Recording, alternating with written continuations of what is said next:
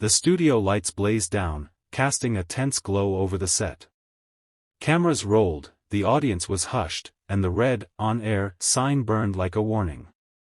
Across from Denzel Washington sat Dallas Cowboys owner Jerry Jones, dressed in his trademark white cowboy hat, his smile a little too controlled. The segment was meant to be about sports, legacy, and leadership, but within the first 30 seconds, the conversation had swerved into dangerous territory.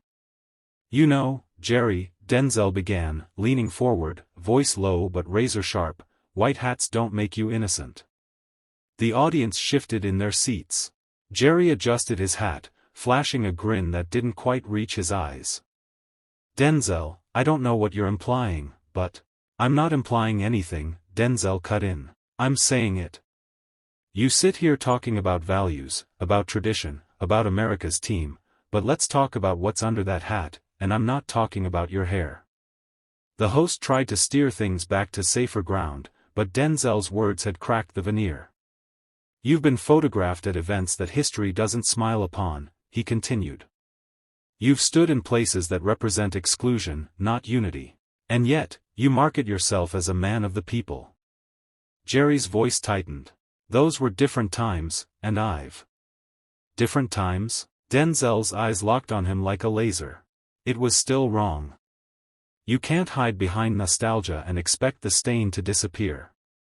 You can't wave a flag and wear a white hat to erase the past. Not from me.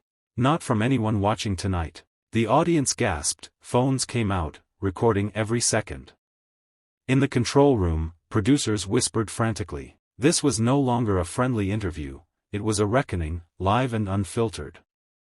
Jerry leaned back, trying to regain control. "You're an actor, Denzel. You tell stories. This isn't one of them." Denzel's jaw tightened. "Maybe not. But this, right here, is truth. And truth doesn't care how much money you have or how many Super Bowls you've won." The silence that followed was electric. The show had just shifted from sports talk to national conversation, and everyone in the room knew it. Jerry tried to compose himself, but his fingers tapped nervously on the armrest of his chair. The camera caught it, a subtle tell that the control he was famous for was slipping. He leaned toward the microphone, his voice calm but carrying an edge. "Denzel, I've built a legacy over decades. I've brought people together, players from all walks of life, fans from every corner of the country. You can't erase that with a soundbite." Denzel didn't flinch. He clasped his hands, leaning forward until his shadow stretched across the desk between them. "A legacy built on what, Jerry? Stadium lights and merchandise sales? You say you've brought people together, but were they brought together as equals, or were they just props in your empire?" The audience let out a low murmur, the tension growing thicker by the second. Jerry's eyes narrowed. "You're talking like I'm some villain from one of your movies." Denzel shook his head slowly. "This isn't a script. This is real life. And in real life, actions matter more than image. You've dodged questions about your past for years, hiding behind that smile and that hat. But here's the thing about truth, it doesn't care about your PR team." Jerry tried to interject, but Denzel pressed on, his voice gaining momentum. "When young people look at you, they see success. They see the private jets, the box seats, the wealth. But they don't see the compromises, the silences, the moments you could have spoken up but didn't. And you know what? That's on you." The host tried again to break the tension. "Gentlemen, maybe we should." "No," Denzel said firmly, cutting him off without breaking eye contact with Jerry. "We need to stop pretending that wearing the right symbols makes you the right person. You can't cover history with a hat." The crowd erupted in murmurs again, some clapping, others shifting uncomfortably. On social media, the clip was already going viral. Every platform would have this exchange posted before the segment even ended. Jerry leaned back, lips pressed into a thin line, his silence saying more than any comeback could. This wasn't just an interview anymore. It was a public trial, and the verdict was being decided in real time. Jerry finally leaned forward, his voice dropping low, the kind of tone that made even the audience lean in. "You think you know me, Denzel, but you've been reading headlines, not history. I've stood in rooms you've never been in. I've made calls that changed lives, calls you wouldn't have the stomach for. Denzel arched an eyebrow, unshaken. Oh, I believe you've made calls.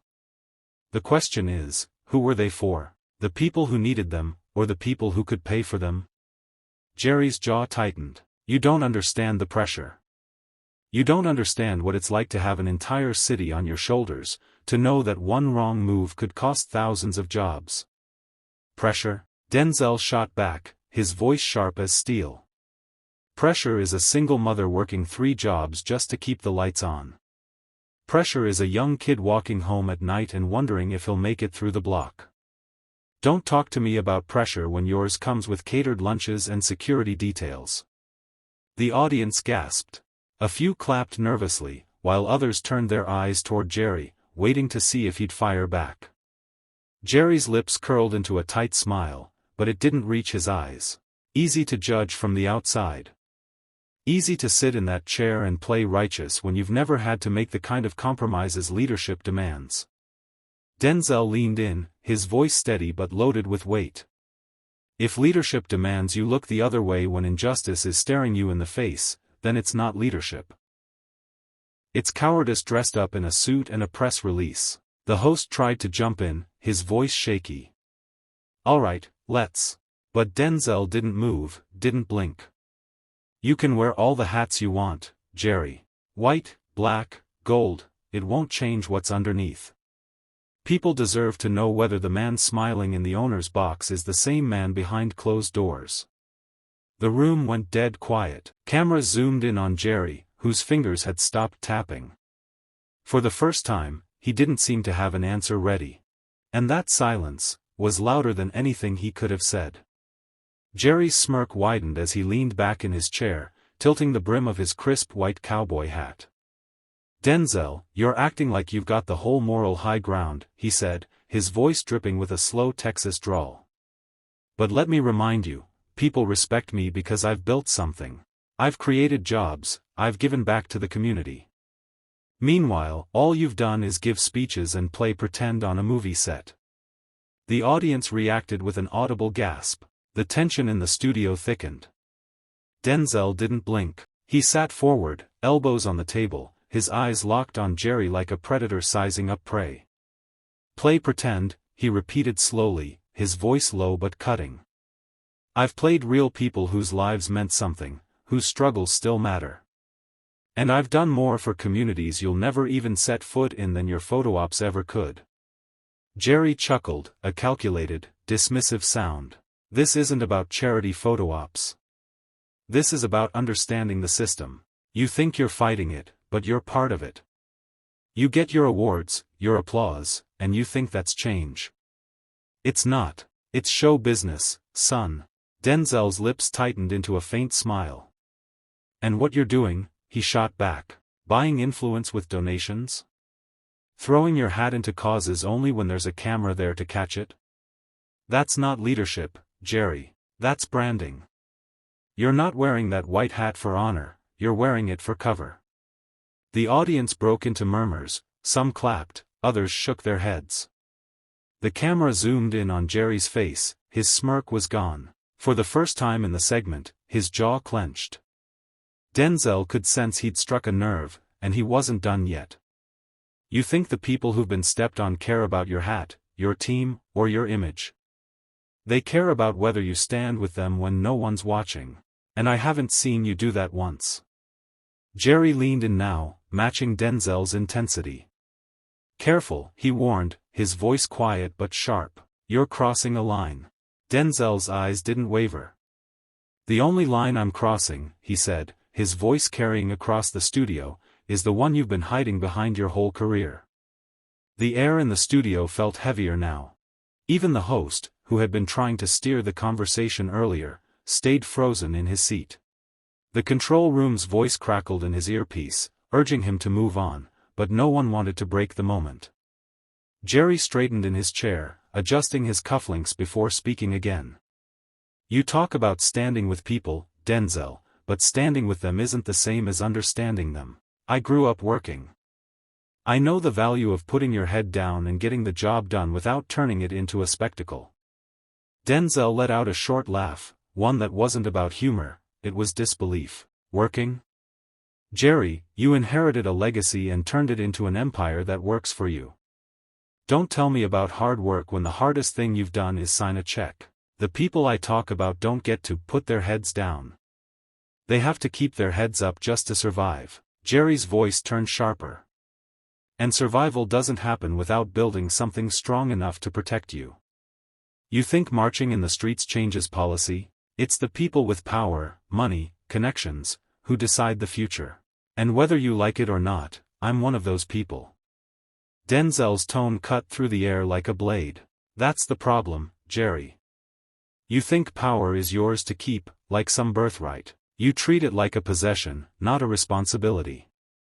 And while you sit there telling yourself you're protecting people, what you're really doing is protecting yourself from being on the same level as them. The crowd erupted, half in applause, half in angry shouts. The camera panned across faces, some leaning forward in agreement, others shaking their heads, clutching their arms defensively. The tension was no longer confined to the stage, it had spread to every corner of the room. Jerry's hand tightened on the armrest. "Careful with your words," he said, this time with less bravado and more warning. "There's a line between speaking truth and disrespect." Denzel didn't flinch. "And there's a line," he said slowly, "between wearing a white hat and actually being one of the good guys. You crossed yours a long time ago." The audience fell silent, sensing that the gloves had officially come off. Jerry leaned forward now, his elbows on the table, eyes fixed on Denzel like he was studying an opponent on game day. "You love to talk about moral high ground," he said, his voice low and deliberate, "but you live in Hollywood. You're part of an industry that sells stories, not truths. You want to lecture me about authenticity? Start with your own backyard." The audience reacted instantly, gasps, murmurs, and a few whistles. The host raised a hand, trying to calm the noise, but the energy in the room was electric. Denzel tilted his head, almost smiling, but it was the kind of smile that carried no warmth. "Hollywood isn't perfect, Jerry. But I don't use my platform to hide history or rewrite it to suit my image. I don't stand in old photographs pretending I was just a bystander when I was part of the scene." A flicker passed over Jerry's face, just enough for the audience to notice. He adjusted in his seat, but his voice came out harder. "You think dragging up old headlines makes you right? I was there. I lived it. And I've done more to build bridges than you could ever understand." Denzel leaned forward now, matching Jerry's posture. "Bridges built on denial collapse, Jerry. You can wear the hat, you can smile for the cameras, but the people who live the reality, they see through it. They know when someone's standing with them and when someone's standing in front of them, blocking the way." The camera zoomed in, splitting the frame between them. Neither man blinked. The host shifted nervously in his seat, glancing toward the control booth as if to ask, "Do we cut to commercial?" But the producers knew, they had lightning in a bottle. Cutting away now would be a crime. Jerry's jaw tightened. "You're not going to sit here and tell me I'm the villain." Denzel's reply came without hesitation. "I don't have to. The truth does that on its own." A heavy pause fell, thick enough that you could hear the sound of someone in the back row dropping a pen. Every eye in the studio was locked on them, waiting for the next strike. The tension in the room was almost unbearable now. The host tried to jump in with a soft question to redirect, but Jerry raised a hand without taking his eyes off Denzel. "No, let him finish. I want to hear it straight. You've been sitting there swinging at me like I'm the face of everything wrong with America. So, go ahead, Denzel. Say it." Denzel didn't hesitate. "All right. You represent a part of America that wants to bury the uncomfortable parts of its past. You talk about unity, but you only mean it when it's on your terms. And when those terms get challenged, suddenly the conversation is over." A ripple of reaction swept through the audience. Some leaned forward, nodding, others shifting uncomfortably in their seats. The cameras caught it all, every raised eyebrow, every tight-lipped stare. Jerry's smile was tight, almost brittle. You think you've got me figured out from a few sound bites and a photograph from half a century ago? I've built teams, I've created opportunities for people who never would have had them otherwise. But you? You sit in front of a camera and play heroes. There's a difference between acting like you stand for something and actually doing it. Denzel leaned back in his chair, exhaling slowly. You're right, Jerry. Acting is pretending. But here's the thing, you've been pretending for so long, I don't think you know the difference anymore. That line hit like a brick. A low "oh" rolled through the crowd, followed by scattered applause from the back rows. Jerry's eyes flashed. Careful, Denzel. You're walking a fine line between calling me out and slandering my name. Denzel didn't flinch. Truth isn't slander. And if the truth feels like an attack, maybe you're not standing on as solid ground as you think. The host looked toward the control booth again, mouthing something to the producer. But nobody was ready to break this up, not when the air between the two men felt like it could ignite at any second.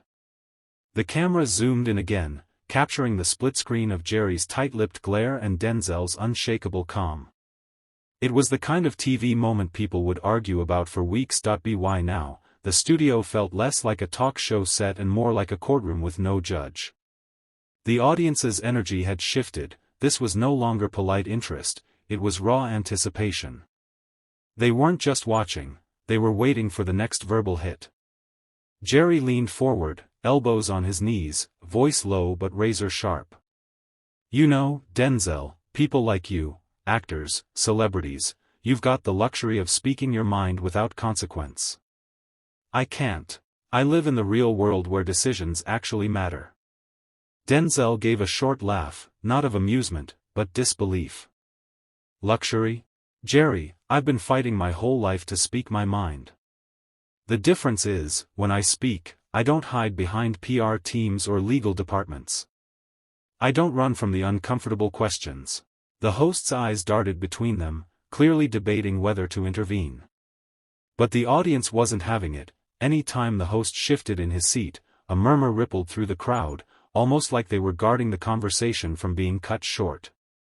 Jerry shook his head slowly, almost theatrically. You think you're fearless because you sit here and throw stones?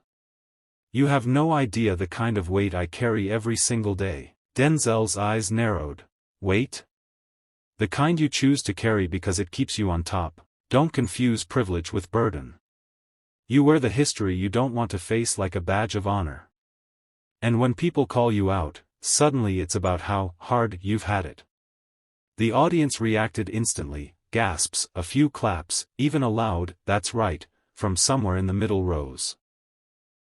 The control booth must have been loving it, because the camera zoomed in tight on Jerry's face just as his jaw tightened. Jerry's voice dropped into something almost dangerous. Careful, Denzel. You're not untouchable. You keep pushing me, and I'll make sure the whole country sees who you really are. Denzel didn't even blink. Then we'll both be telling the truth, won't we? The studio erupted, half in cheers, half in stunned silence. It was the kind of exchange that didn't just make headlines, it split them right down the middle. The room was electric now, like static before a lightning strike. Every word was a spark, and the next one could set the whole place ablaze. From the third row, a deep, angry voice cut through the air. Say it, Jerry. Say what you're too scared to admit. The crowd reacted instantly, some cheering the interruption, others shushing. Security shifted nervously near the stage, but no one dared step in.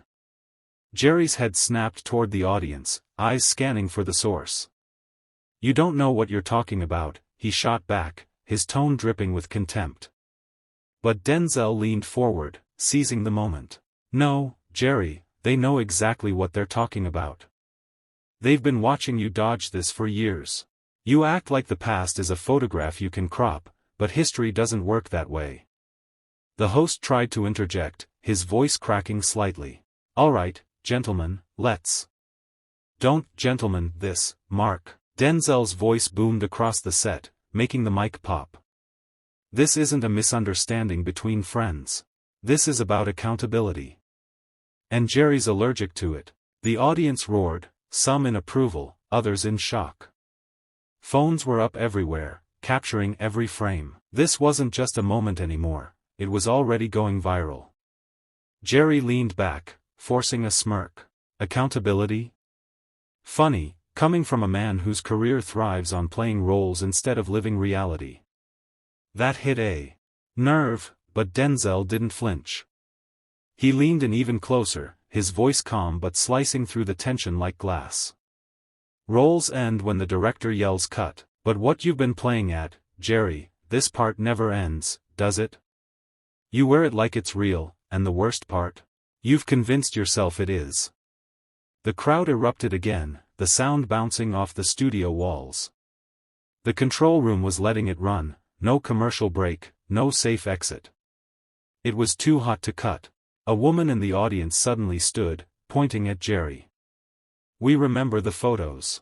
We remember the truth. Her voice trembled, but the words hit like a hammer. Jerry's jaw tightened so hard, it looked like it might crack.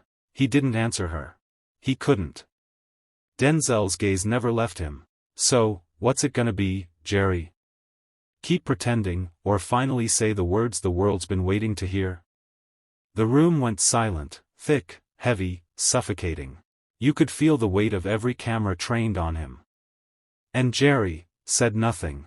The silence was louder than any argument they'd had all night. For a long, frozen beat, Jerry stared straight ahead, his lips pressed into a thin, stubborn line. The lights above burned into him, the cameras zoomed closer, and the pressure was a living thing wrapping around his neck. Denzel leaned back in his chair, not breaking eye contact. He let the silence stretch, knowing the world was watching this man squirm. Finally, he spoke, soft, almost too soft to hear, but every mic caught it. Silence doesn't clear your name, Jerry. It writes your confession. A collective gasp rippled through the audience. Some clapped, others shouted, and a few just sat there stunned, as if they'd witnessed something irreversible.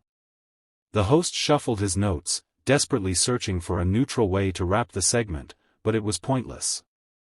The conversation had already scorched the boundaries of safe TV.